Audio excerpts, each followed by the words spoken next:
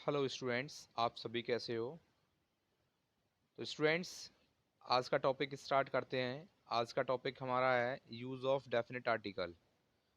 As you know very well students, articles are divided into two categories. First one indefinite article and second one definite article. And I have explained indefinite article and now we are just going on definite article. So students, pay attention all the topics. Okay, let's start. Use of definite article the. Definite article the को ही कहते हैं। Okay students, ये आपको पता ही होगा। इसको define करने के ना डिफरेंट डिफरेंट रूल्स हैं, उनको रूल्स को समझ लेते हैं। फर्स्ट रूल आपका क्या कहता है? If a singular countable noun sentence comes for the first time, तो देखिए, यदि कोई सिंगुलर काउंटेबल नाउन सेंटेंस में पहली बार आता है, देन आ और एन, ठीक है, a and an is used before that, तो इसके पहले हम indefinite article, it means a और एन का यूज करेंगे पहली बार आने पर। और वहीं अगर ये सेम नाउन दोबारा आता है सेंटेंस में, या सेकंड या थर्ड टाइम आता है, तब हम क्या करेंगे? दा का यूज करेंगे। तो कुछ नीचे एग्जांपल्स हैं, आप उनसे थोड़ा समझेंगे। फर्स्ट वन देखिए, आई बॉट अ बुक। तो आप देख रहे हो इसमें ये नाउन है आपका बुक, दिख रहा होगा आपको। ये फर्स्ट आपका सेंटेंस है, आई बॉट ए बुक, मैंने एक पुस्तक खरीदी। और उससे पहले हमने यहाँ एक आर्टिकल, इंडेफिनेट आर्टिकल का यूज किया है, वो भी ए का। ए का इसलिए होगा क्योंकि काउंटेबल, सॉरी, कंसोनेंट साउंड है, इसलिए बुक। और वैसे भी बुक की जो स्पेलिंग है वो बी से स्टार्ट है, इसलिए हमने यहाँ पर ए का यूज किया। ओके स्टूडेंट्स, अब हम देख रहे हैं कि यही दोबारा से अगले सेंटेंस में, यहाँ इस वाले में, कि जो बुक की स्पेशलिटी है, विशेषता है, वो बताई जा रही है। ठीक है, देख रहे हो आप।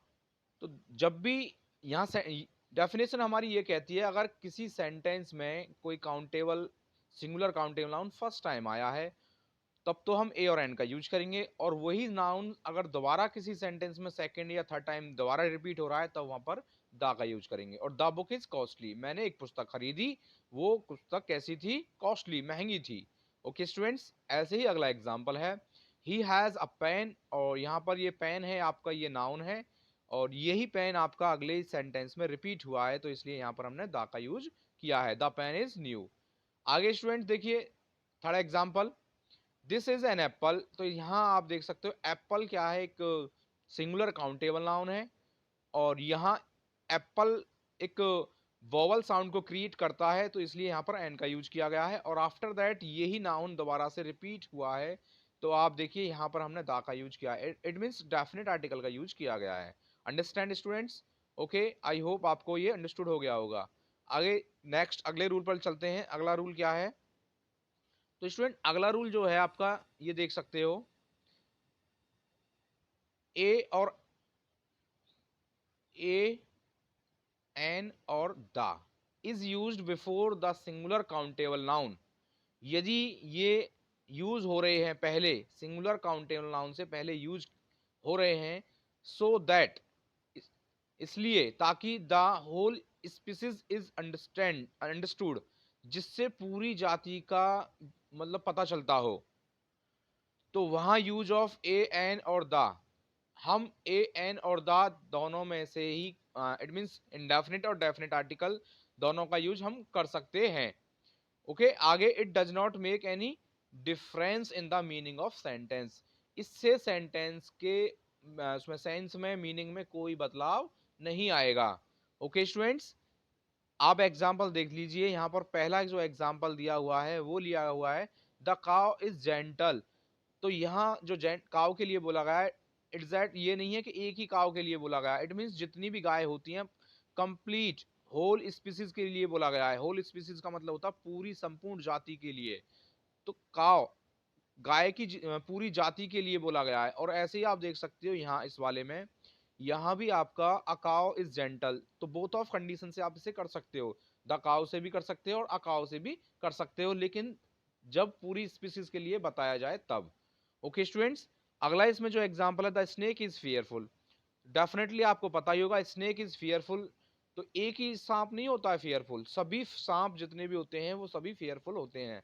तो as well as you can use the and sorry indefinite article and also definite article, that's all. Okay students, आगे चलते हैं थर्ड रूल की तरफ। थर्ड रूल देखिए, थर्ड रूल में दिया हुआ है कि हम यहाँ पर दा, ये जो दा है is used before the superlative degree. जी हाँ स्टूडेंट्स, दा का यूज सुपरलेटिव डिग्री से पहले किया जाता है। ठीक है, ये थर्ड रूल है आपका। और ये आपको पता ही होगा सुपरलेटिव डिग्री क्या होती है। देखिए, degrees comparison of degree, adjective का टॉपिक है ये, आपने वहां पढ़ा होगा। Positive degree, comparative degree and superlative degree. Positive degree जो पॉजिटिव यूजुअली जो बेस फॉर्म होती है, और कंपेरेटिव डिग्री को हम यूज करते हैं जब हम दो वस्तुओं के बीच में, दो पर्सन्स के बीच में या थिंग्स के बीच में कंपेयरिंग की जाती है। और सुपरलेटिव होती है, उसको ही सुपर मान लिया जाता है, मतलब वो सबसे सुपर होती है सब में से। ओके, तो जैसे कि देखिए, अन्नू एक नाम दिया गया है, Annu is the best girl in the class, कि अन्नू नाम की जो लड़की है वो पूरी क्लास में बेस्ट गर्ल है। तो देखिए, यहाँ ये जो बेस्ट वर्ड आपको दिया हुआ है यहाँ, ये आपकी सुपरलेटिव डिग्री है।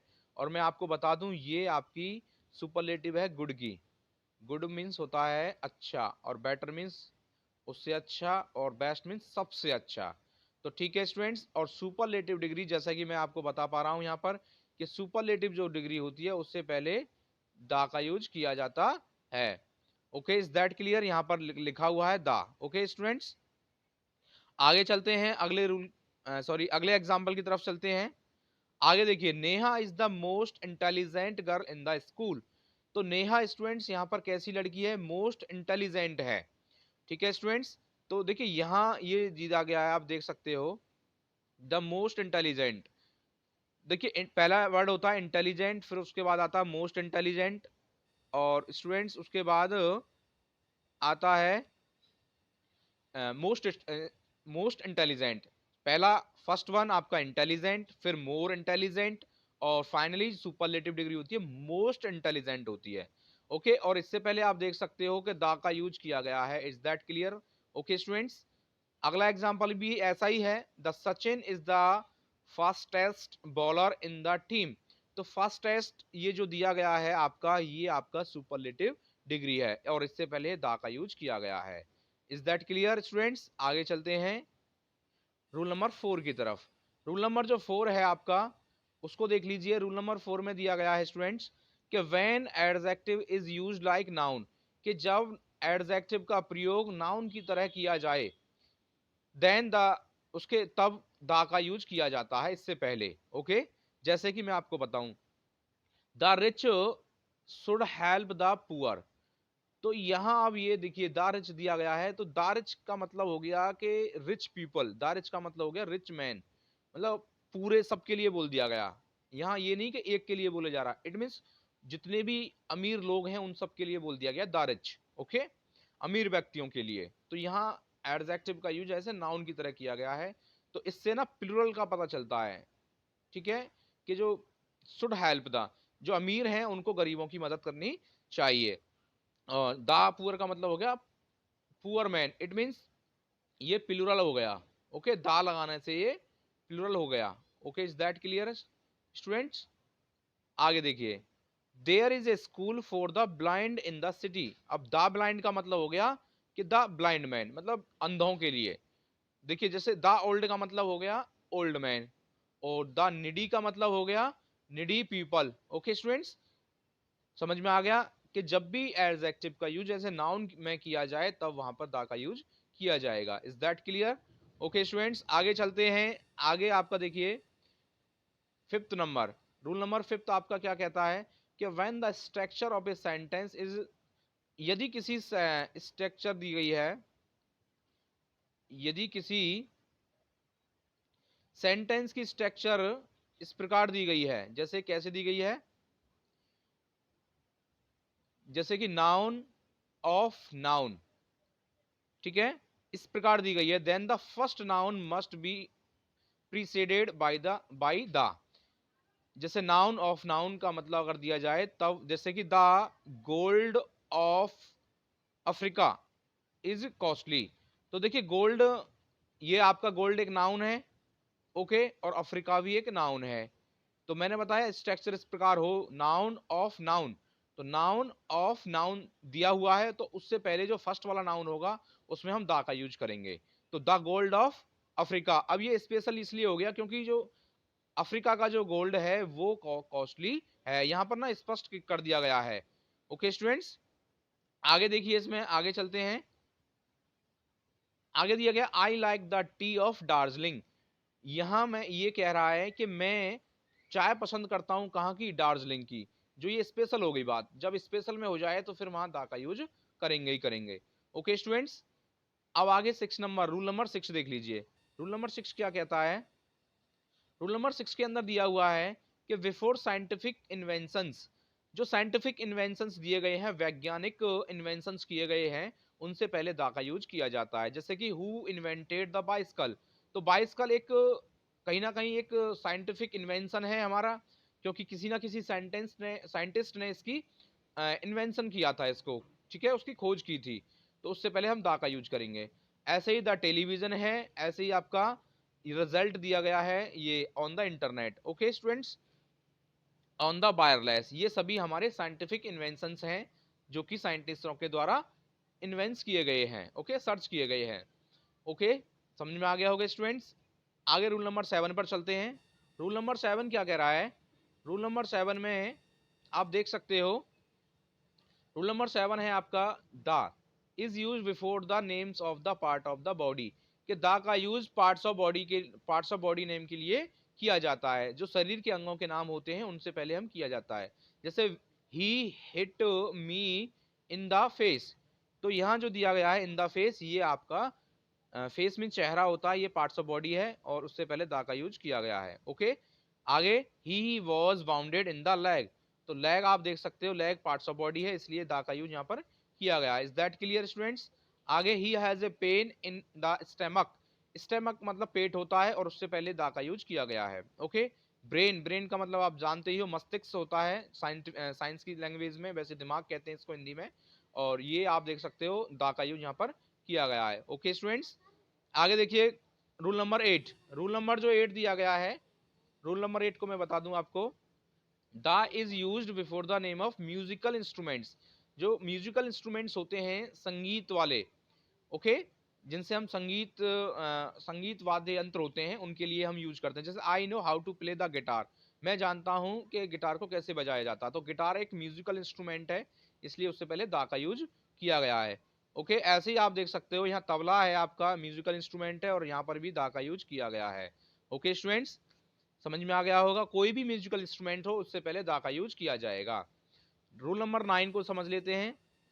रूल नंबर 9 में देखिए, रूल नंबर 9 क्या कह रहा है? The is use before A proper noun, proper noun से पहले भी दा का यूज किया जाता है if there is a sense of another person, हाँ यदि इसकी किसी दूसरे व्यक्ति के साथ कंपेयरिंग की गई हो या उसका नेचर बताया गया हो। वो कैसे, मैं आपको समझा दूं। जैसे एग्जाम्पल दिया गया पहला, he is the Tendulkar of our team, कि वह हमारी टीम का क्या है, तेंदुलकर है। तो यहाँ एक स्पेशल बात बताई जा रही है, तो आप देख सकते हो, इसलिए यहाँ पर जो ये तेंदुलकर आपका एक प्रॉपर नाउन है, क्योंकि तेंदुलकर आपको पता ही है कौन है, वो एक प्लेयर हैं, ठीक है, अभी तो खैर रिटायरमेंट हो गए वो, अब तो नहीं है, लेकिन वो एक प्लेयर थे। ओके स्टूडेंट्स, आगे वाला देखिए क्वेश्चन जो कह रहा है आपसे, आगे क्या दिया है? Mohan is the Dara Singh of my blaze, कि मोहन नाम का जो व्यक्ति है वो हमारे गांव का दारा सिंह है। इट मीन्स एक ताकतवर व्यक्ति है दारा सिंह, आपको पता ही होगा स्टूडेंट्स, दारा सिंह का नाम आपने सुना ही होगा, ठीक है। तो इसलिए जब हम किसी कंपेयरिंग की जाए किसी व्यक्ति के साथ में, तो हम कह सकते हैं, जैसे कि हम कश्मीर है, कश्मीर को हम कह सकते हैं स्विट्जरलैंड है वो, तो Kashmir is the Switzerland of India, कि जो कश्मीर है वो भारत का स्विट्जरलैंड है, तो वहां हम प्रॉपर नाउन का यूज कर सकते हैं। Is that clear students? आगे जो देखिए कुछ ऐसे रूल्स दिए गए हैं कि थोड़ा सा उनको समझने की बहुत ही जरूरत है, क्योंकि यहाँ इसमें मिक्स करके दे दिया गया है। मैं आपको धीरे धीरे समझाऊंगा एक एक करके, वन बाई वन। देखिए, the is used before the names of religious community, कि कोई भी धार्मिक कम्युनिटी है, समुदाय है, उससे पहले दा का यूज करते हैं।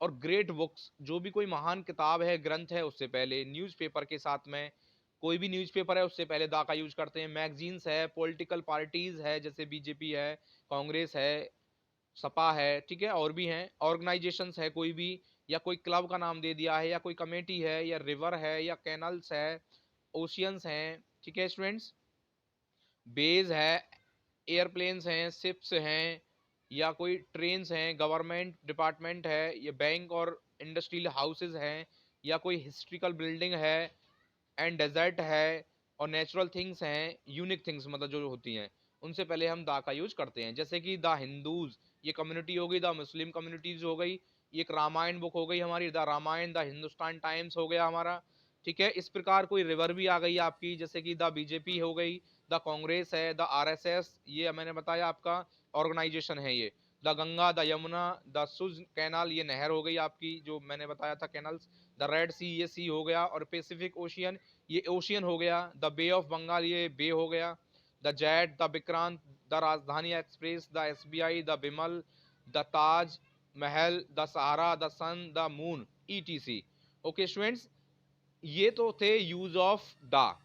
अब ऐसी कंडीशंस भी हैं जहां हम दा का यूज नहीं करते हैं, तो उसमें आपकी जो हेडिंग आएगी अगले टॉपिक में वो आएगी no, no use of article, और उसकी वीडियो भी मैं बहुत जल्द आपको प्रोवाइड करा दूंगा। ओके स्टूडेंट्स, आज की वीडियो में बस इतना ही। ओके।